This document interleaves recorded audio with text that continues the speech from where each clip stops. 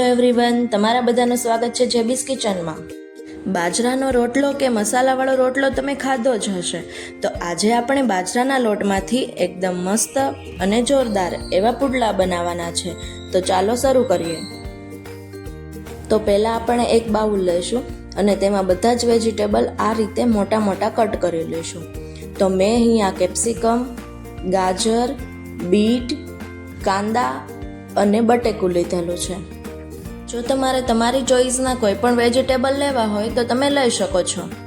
તમે અમારી ચેનલ પર નવા છો તો અમારી ચેનલને સબસ્ક્રાઈબ કરવાનું ભૂલતા નહીં. જેબીસ કિચનમાં દર મંગળવારે, ગુરુવારે અને શનિવારે આવી નવી રેસીપી આવે છે, તો જોવાનું ભૂલતા નહીં. જો તમે કાંદા નથી ખાતા તો તમે કોબી પણ નાખી શકો છો. તો કોબીને આ રીતે મોટી મોટી કટ કરી લેવાની છે. કેપ્સિકમ, ગાજર, બીટ એ બધા વેજીટેબલ કટ થઈ જાય એટલે ટમેટાને આપણે ઝીણા ઝીણા કટ કરી લેવાનું છે.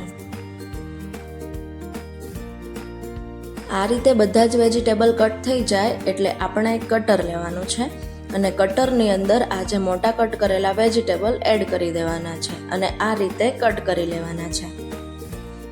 તમારી ઘરે જો મકાઈ છે તો તમે થોડી બાફેલી મકાઈ અને વટાણા પણ લઈ શકો છો. તો મકાઈ અને વટાણાને પણ કટરમાં આ રીતે કટ કરી લેવાના છે.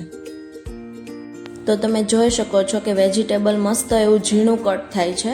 તો આ રીતે બધું જ કટ કરી લેવાનું છે. અને હવે કટરમાં 2 થી 3 મરચી એડ કરીશું. જો તમે જેટલું તીખું ખાતા હોય એ પ્રમાણે એડ કરવાની છે અને પછી તેને પણ કટ કરી લેવાની છે. હવે એક બાઉલમાં 1 વાટકી જેટલો બાજરીનો લોટ, અડધી વાટકી જેટલો ચણાનો લોટ અને થોડો એવો રવો એડ કરીશું. રવાથી જે આપણા ચીલા છે તે એકદમ ક્રિસ્પી એવા બનશે. પછી તેમાં દહીં નાખીને મિક્સ કરવાનું છે એટલે લીંબુની જરૂર નહીં પડે અને એમાં ખટાશ આવી જશે.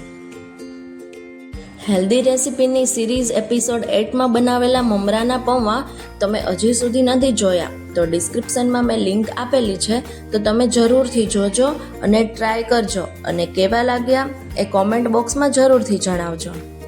પછી તેમાં થોડું પાણી એડ કરીશું અને ફરીવાર સરખી રીતે હલાવી દઈશું અને પછી તેમાં થોડા વેજીટેબલ એડ કરી દઈશું.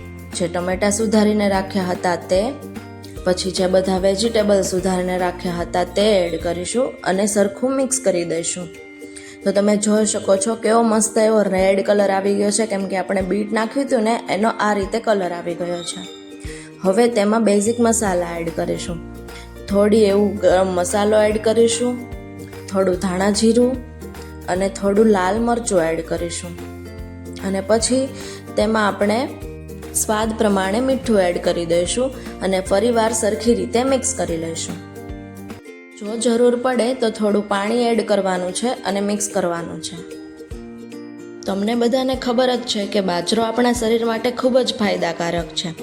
બાજરો શરીરને સ્વસ્થ પણ રાખે છે અને અનેક બીમારીથી દૂર પણ રાખે છે અને વળી ડાયાબિટીસવાળા લોકો માટે તો ખૂબ જ ફાયદાકારક છે. તો બેટર સરખી રીતે મિક્સ થઈ ગયું છે. તો હવે આપણે ઢોસાની લોઢીને ગરમ થવા માટે મૂકી દઈશું. ગરમ થાય એટલે આ રીતે થોડું બેટર નાખીને રાઉન્ડ શેપ આપી દઈશું.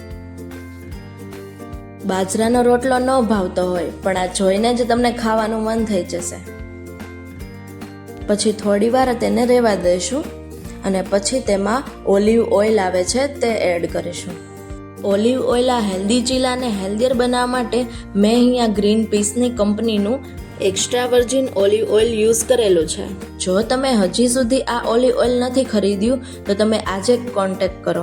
મેં અહીંયા ડિસ્ક્રિપ્શનમાં તેમનો નંબર આપેલો છે, તો તમે કોન્ટેક્ટ કરવાનું ભૂલતા નહીં. જો તમે આમાં લીલા કાંદા કે લીલું લસણ હોય તો તે પણ તમે નાખી શકો છો. જો તમારે કાંઈ પણ એડ કરવું હોય તો તમે તે બેટરમાં જ બધું એડ કરી શકો છો. એક સાઈડ શેકાઈ જાય એટલે આપણે તેને પલટાવી દઈશું અને બીજી સાઈડ પણ શેકી લઈશું અને આ રીતે ઉપરથી થોડું થોડું આપણે પ્રેસ કરીશું એટલે તે નીચે ક્રિસ્પી થઈ જશે અને સરખું શેકાઈ જશે. અને ગેસનો ફ્લેમ મીડિયમ રાખવાનો છે, નહીતર બહારથી તો ક્રિસ્પી થઈ જશે પણ અંદરથી તે વેજીટેબલ કાચું રહેશે. એટલા માટે ગેસનો ફ્લેમ મીડિયમ રાખીશું. તો હવે બંને સાઈડ સરખું શેકાઈ જાય એટલે આપણે તેને સર્વિંગ પ્લેટમાં લઈ લઈશું અને આ રીતે બેટરમાંથી બધા જ ચીલા તૈયાર કરી લઈશું. તો તૈયાર છે એકદમ રૂ જેવા અને સોફ્ટ અને સ્વાદમાં પણ જોરદાર એવા બાજરાના ચીલા. જો તમને મારી આજની રેસીપી ગમી હોય તો કોમેન્ટ સેક્શનમાં જરૂરથી કહેજો. સાથે મારો વિડીયો લાઈક અને ફ્રેન્ડ ફેમિલીમાં શેર કરજો અને મારી ચેનલને સબસ્ક્રાઈબ કરવાનું ભૂલતા નહીં. તો ફરી મળીએ એક નવી રેસીપી સાથે. Thank you for watching.